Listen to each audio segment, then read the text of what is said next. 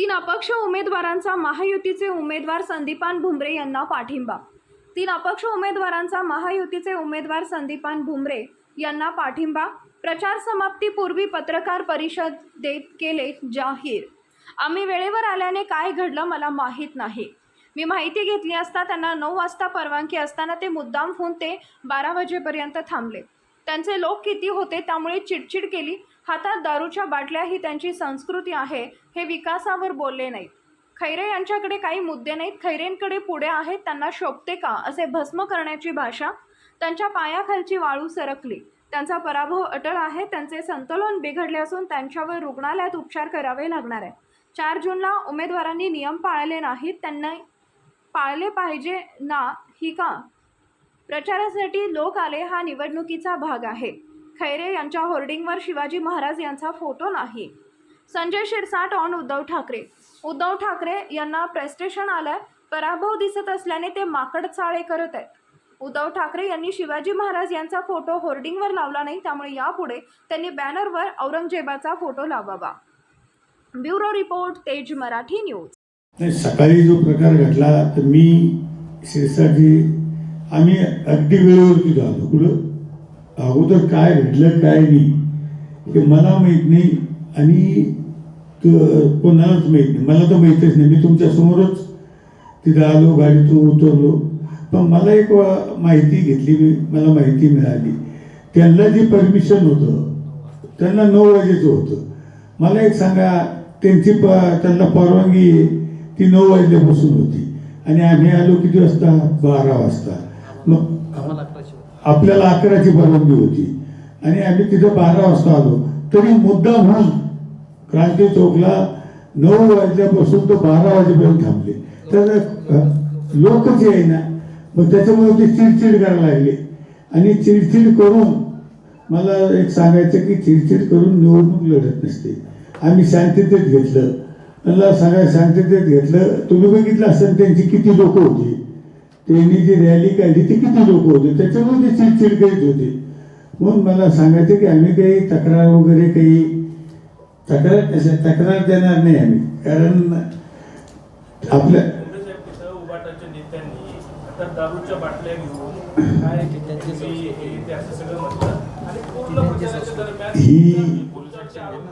ही त्यांची संस्कृती आहे।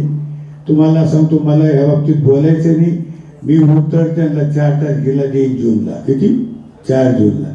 त्यांनी तुम्हाला सांगतो ही निवडणूक देशाची निवडणूक आहे, देश घडवणारी निवडणूक आहे। हे विकासावर बोलले नाही, हे विकासावर बोलले नाही। त्यांच्याकडे कुठला मुद्दा नाही। खैरेकडे काय मुद्दा आहे मला सांगा बघ तुम्ही विकासाचा। त्याच्यामुळं मला एक सांगायचं की आम्हाला त्या गोष्टीवर बोलायचं नाही। 4 तारखेला आम्ही त्यांना उत्तर द्यायचं। खैरेंनी वर ज्यावेळेस तुमच्याविषयी बोलले त्यावेळेस त्यांनी तुम्हाला भस्म करून टाकू असं। आता मला त्याच्यावर काही बोलायचं नाही। आवाज बंद करतो माईक दुसरा। आता कोण कोणाला भस्म करतं हे 4 तारखेला कळेल। काय तुम्हाला माहिती, खैरे भस्म करतो, त्याच्याकडे पुढे आहे, हे किती दिवस आपण बोललो। आता खैरेला सोबतं काय भस्म करीन म्हणून? हा, भस्मासुरच म्हणते त्याला। पहिल्यांदाच घडलं की शिवीगाळ करून प्रचाराची सांगता होणार, त्यांनी प्रचंड जोराळ भाषेमध्ये राऊत मी एखादी शिवी दिली का? मी एखादा शब्द बोललो का? मी एखादं काही त्याच्याकडे बघितलं का? कारण ही त्यांची संस्कृती, आमची नाही। कारण निवडणूक कशी लढत असते, कारण त्याच्या आता पायाखालची वाळू सरकली, तो आता शिव्या म्हणजे भस्म करून टाकी, ही त्याची भाषा आहे। त्याला पराभव तर दिसतोच ना समोर, त्याला पराभव त्याचा अट्टळ आहे, ही सांगायची गरज नाही। आणि त्याच्यामुळे मी सांगितलं त्याचं प्रत्येक भाषणात सांगतो मी त्याचं संतुलन बिघडलेलं आहे त्याचं। अहो इथं बराड्याचं हॉस्पिटल आहे, त्याला तिथं ॲडमिट करायला लागणार आहे 4 तारखेला। तुम्ही आता शासकीय करून मुख्यमंत्री रस्त्यावर येणार ते झालं। कोण म्हणे? म्हणले की तुम्ही आणि खैरे त्यांना आधीपासून वाटत होतं की तुम्ही एकदा रस्त्यावर एक बोलू का? खैरेला हे माहीत होतं ना आपल्याला 9 ते 11 परवानगी मिळालेली आहे. मग मला सांगा खैरेनं हे पालन करायला नको का? 9 ते 11 9ची परवानगी असताना खैरेनं 12 वाजेपर्यंत थांबावं का तिथं? हे तुम्ही सांगा ना. 9 ते 12 वाजेपर्यंत खैरेनं झाली त्याची थांबावं का? ती काही थोडी असतात 5-50 जण ते थांबावं का तिथं? त्यांना त्याची रॅली काढायची. आम्हाला तिथं परवानगी होती 11 वाजल्यापासून. असं आहे की यापूर्वी 2 वेळा असा प्रकार तिथे घडला. मागे देखील अशाच प्रकारच्या दोन्ही शिवसेना समोरासमोर आलेल्या होत्या. असं असताना देखील तिथे केवळ 10 कॉन्स्टेबल आणि 1 PI उपस्थित होता. एवढं सगळं माहीत असताना पोलिसांनी एवढी खबरदारी का घेतली नाही आणि तिथे पोलीस बंदोबस्त का पाठवला विचारणार आहात का? नाही, माहिती पोलीस घेतो ना. असले मला असते- काय म्हणायचं, पोलीस माहिती असले असते तर हे प्रकरण वाढलं नसतं. मला काय म्हणतं माहिती घेतो. पण जे उमेदवार आहे त्यांनी 20 वर्ष खासदार 10 वर्ष आमदार राहिले त्यांनी हे नियम पाळायला नको की आपल्याला परवानगी 9ची आहे, आपण इथं 12 वाजेपर्यंत का थांबतो? हे पाळायला नको का? हे जसं पोलीस पोलिसांनी का काढलं नाही? ऐकून घ्या, जसं पोलिसाचं काम आहे तसं आमचं बी काम आहे ना. आम्हाला परवानगी किती ते किती दिलेली हे आमचं बी काम आहे. निवड पोलिसाला दोष देऊन अर्थ नाही. आमचा दोष नाही का त्याच्यात? त्यांचं काम नव्हतं का खैरेचं? पोलीस आलेच नाही शेवट. नाही ती माहिती ना, मारामारी होईपर्यंत ती माहिती नंतर घेऊ. खैरेनं तुम्हाला पण शिव्या दिल्या, काही मीडियावाल्याला शिव्या दिल्या. तुम्ही काढा ना, रेकॉर्डिंग आहे ना. मीडियावाल्याला शिव्या दिल्या. मीडियावाल्यांनी काय केलं? मीडियावाल्यांनी काय केलं? अरे सवय येतं मग असं जमतं का? कोणाला शिव्या देऊन जमतं का? महायुतीच्या या सगळ्या प्रचाराच्या दरम्यान महायुतीला थोडं ही सीट जरा अवघड वाटत होती का? सीट जरा अवघड वाटत होती का? मुख्यमंत्र्यांच्या 2 सभा झाला, राजस्थानचे मुख्यमंत्री आले, रणजित राणा आल्या, गोविंद आला, म्हणजे पूर्ण एक सेलिब्रिटी प्रचारांची तुम्ही लाईन लावली होती. जरा अवघड वाटत होती. हा निवडणुकीचा भाग आहे. आणि महाविकास आघाडीचे आले नाही का? उद्धव साहेब आले, आदित्य आले, सुषमा अंधाऱ्या म्हणजे राष्ट्रीय नेत्या आल्या, अजून त्यांचे किती बी आले ना. म्हणजे ते दिसले नाही का? हे आता ह्या जलीलसाठी ओळीशी आली का? फक्त शिवसेनेसाठीच आले का? हे भाजपचे कुणीच नाही आले. भाजपचे कोण नाही आले? देवेंद्र फडणवीस आले, त्यांनी मिटिंगा घेतल्या.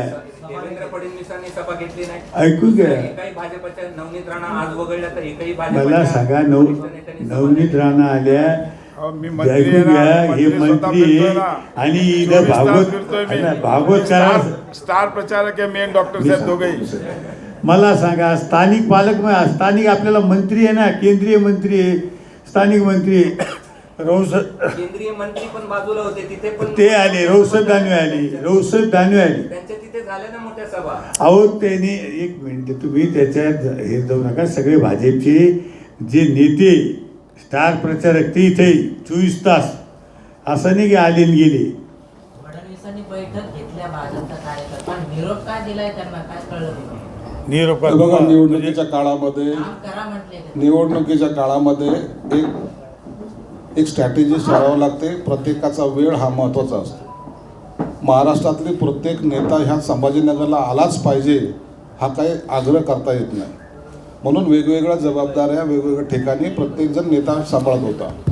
देवेंद्रजी आले असेल किंवा इतर नेते आले असेल, आम्हाला जिथपर्यंत असलेला टाईम, जेवढा आमच्याकडे असलेला वेळ, त्याच्यामध्ये सर्वांची असलेली ॲडजस्टमेंट आणि उमेदवाराचा प्रत्येक मतदारापर्यंत पोहोचण्याचा मार्ग सुकर कसा होईल हा आमचा प्रयत्न होता. म्हणून ज्यांच्या शक्य होईल, ज्या ज्या आमच्या टायमिंगमध्ये बसल्या त्या सभा आम्ही घेतल्यात आणि त्या आमच्या सगळ्या सभा सक्सेस झाल्या. आम्ही बोंब जास्त मारले नाही, परंतु काम जास्त केलेलं आहे.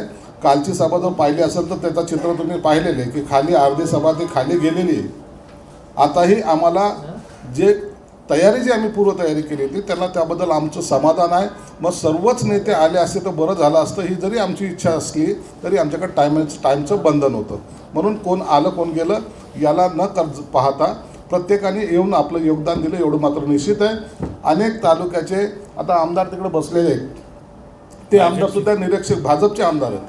त्यांच्याकडे पश्चिम मतदारसंघ होतं, ते त्यांचं काम करत होते. गजानन घुगे असतील असे अनेक जण आपापल्या पद्धतीने काम करत होते. म्हणून याच्यावर आता आम्ही काही जास्त चर्चा करत नाही.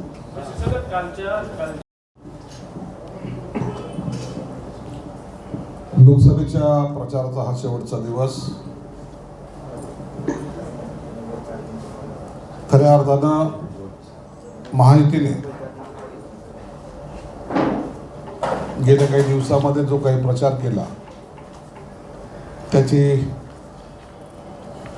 पत्रकारांना सर्वांना माहिती आहे. एक झंझावात आणि वेगवेगळ्या ठिकाणी कार्यकर्त्यांनी स्वतःला झोकून केलेला प्रचार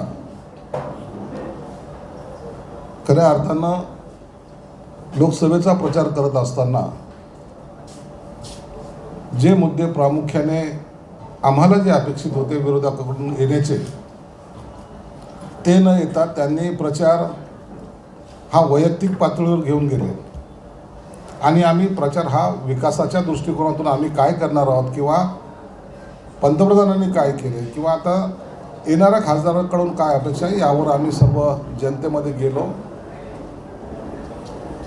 जनतेने त्यांच्या जिव्हाळ्याचे असलेले प्रश्न, त्यांना अपेक्षित असलेला विकास याला खऱ्या अर्थानं साथ देण्याचा प्रयत्न केलेला आहे. आणि तुम्ही पाहत असाल की प्रत्येक सभा, मग ती छोट्या कार्यकर्त्याची असो की मोठ्या नेत्यांची असो, याला अत्यंत मोठा प्रतिसाद मिळाला. शेवटच्या टप्प्यापर्यंत असलेला हा उन्हाळा हे सर्व लक्षात घेऊन सुद्धा ज्या ज्या ठिकाणी महायुतीच्या सभा झाल्या त्या सर्व अत्यंत जोरकसपणे आणि उत्स्फूर्तपणे पाठिंबा मिळाला. त्या पाठिंब्याचा काही लोकांनी राजकारण करायचा प्रयत्न केला आणि आज या प्रचाराचा समारोप करताना सुद्धा जी काही रॅली निघाली ती इतकी भव्य दिव्य होती की आज शहरातील प्रत्येक जो कार्यकर्ता, महायुतीचा कार्यकर्ता होता, नागरिक होते, त्यामध्ये ते सहभागी झाले. शांततेने चाललेला हा प्रचार, जल्लोषात चाललेला प्रचार, आपापली भूमिका मांडत असताना चाललेला प्रचार याला काही लोकांनी गालबोट लावण्याचा प्रयत्न सुद्धा केला. या शहरामध्ये शांतता असावी असं जरी आम्हाला वाटत असलं तरी काही लोकांनी अशांतता कशी होईल याचा प्रामुख्याने प्रयत्न केला. आजपर्यंतच्या इतिहासामध्ये कधी नव्हे तर विचित्र चाळे करून जी काढली गेलेली रॅली होती, ज्यामुळे संताप अनावर व्हावा असा प्रयत्न विरोधकाकडून केला गेला, तरी आम्ही त्यांना संयमाने उत्तर दिले. आमची अशी धारणा आहे, जो मतदार आहे, ज्याला मला मतदान करायचं, ज्याला पक्षाला मतदान करायचं, ज्याला या निवडणुकीमध्ये सहभागी व्हायचं, त्याकडे आपण काय मेसेज घेऊन चाललो याचा विचार या लोकांनी केला नाही. आणि मिरवणुकीमध्ये जसं एखादी सार्वजनिक मिरवणूक असते त्या पद्धतीचा हल्लागुल्ला करण्याचा सुद्धा प्रयत्न झाला आहे. याची निश्चित मतदार नोंद घेतील. मी तुम्हा पत्रकारांचा सुद्धा मनापासून यासाठी आभार मानतो की एक निवडणुकीमध्ये कोणत्या एका पक्षाचं, कोणत्या एका पार्टीचं, कोणत्या एका कार्यकर्त्याचं असा दृष्टिकोन न ठेवता सर्व पक्षांच्या नेत्यांचा असेल, उमेदवारांचा असेल, एक चांगल्या प्रकारे फुटेज आपल्या या संभाजीनगरमधून प्रिंट मीडिया असेल, इलेक्ट्रॉनिक मीडिया असेल यांनी दिलेला आहे. हा झंझावात जेव्हा सुरू झाला तर त्या शेवटच्या टप्प्यामध्ये सुद्धा आज भुमरे साहेबांनी ज्या पद्धतीने त्यांची भूमिका मांडली, सर्व बोलले, त्याला एक पाठिंबा म्हणून शेवटच्या दिवशी सुद्धा तिने अपक्षाने आम्हाला जो पाठिंबा दिला, मी त्यांचं मनापासून आभार मानतो. संदीप दादाराव मानकर, सौ पंचशीला बाबूलाल जाधव, घुगे नितीन पुंडलिक या तिघांनी आम्हाला पाठिंबा दिला. याचा अर्थ असा आहे की जवळपास हा आमच्या महायुतीचा निर्णय निकालाच्या पूर्वी जाहीर झाल्याचा हे परिणाम आम्हाला दिसून येतोय. ज्या ठिकाणी पॉझिटिव्ह होऊ जाते की ज्या ठिकाणी पॉझिटिव्ह समजलं जातं की नाही याची बाजू मजबूत आहे, त्याला इतर लोकसुद्धा सहकार्य करतात. म्हणून ह्या तिन्ही अपक्ष उमेदवारांनी आम्हाला सहकार्य केलं, त्यांचा आभार मानतो आणि सर्व मीडियाचं सुद्धा मी मनापासून धन्यवाद देतो. चित्र त्यांच्या नजरेसमोर होतं, त्यांनी तो पराभव मान्य केला आहे. एखाद्या माणसाला फ्रस्ट्रेशन तेव्हाच येतो ज्या टायमाला त्याला जिंकायची उमेद नसते आणि म्हणून त्यांनी जे काही माकडचाळे केले तसे माकडचाळे आम्ही केलेले नाहीत. काही लोक सत्तेचा वापर, उद्धव ठाकरेंना फ्रस्ट्रेशन आलं आहे. फ्रस्ट्रेशन तर फार पूर्वी आलेलं आहे. अहो, एखाद्या पक्षाचा नेता या पद्धतीने बोलतो हे मी पहिल्यांदा ऐकलेलं आहे. मी त्यांच्याबरोबर गेली 38 वर्ष काम केलेलं आहे. म्हणून ही सगळी फ्रस्ट्रेशनची भाषा असते आणि पराभव दिसू लागला की मग काही कोणत्याही लेवलला जाऊन बोलणं हे एखाद्या नेत्याला शोभत नाही. पण त्या लेवलला ते आले होते, त्यांचा भाग आहे. परंतु पुन्हा एकदा सांगतो की सर्वांच्या सहकार्यामुळं, सर्वांच्या जनतेच्या प्रेमामुळं आम्ही संयम राखून सत्तेचा कुठेही गैरवापर न करता, सत्तेचा गैरवापर करून जर काही झालं असतं तर म्हणले असं की यांनी सत्तेचा गैरवापर केला आहे, यांनी असं केलं, त्यांनी त्याला तसं केलं. आम्ही कोणत्याही प्रकारे सकाळच्या घटनेवरही गुन्हा दाखल करणार नाहीत. लोकांच्या जे लक्षात येतं लोक त्याच्यावर निर्णय घ्यायला त्यांच्याकडे 13 तारीख आहे. म्हणून पुन्हा एकदा तुमचं सर्वांचं आम्ही मनापासून आभार मानतो. तुमचं असं सहकार्य आम्हाला असेल अशी आम्हाला अपेक्षा आहे. धन्यवाद. कोणत्या ठिकाणी ते भाषण करताना दिसलं त्याच्यामध्ये म्हणजे खाली भुमरेंपर्यंत असा आरोप केला की दारू पाहिजे का पाणी पाहिजे आता संभाजीनगरची जनतेने. आता ही पहिल्यांदा त्यांनी पाणी दिलं का आम्हाला सांगा ना. 2.5 वर्ष सत्तेत होते ते. आता या स्टेजला 1680 कोटीचे. मला एकच मिनिट बोलू दे, तो विषय आता त्यांनी आणला म्हणून. मला एक गोष्ट सांगा, 2.5 वर्ष सत्तेत होते, नेहमी म्हणायचे मी संभाजीनगरवर प्रेम करतो आणि 2.5 वर्षात जी पाण्याची योजना 1680 कोटी रुपयाची मंजूर केली, त्याचं टेंडर झालं, वर्क ऑर्डर झालं, त्या ह्याला एकही रुपया 2.5 वर्षात त्यांनी दिला नाही. काय म्हणतात तेव्हा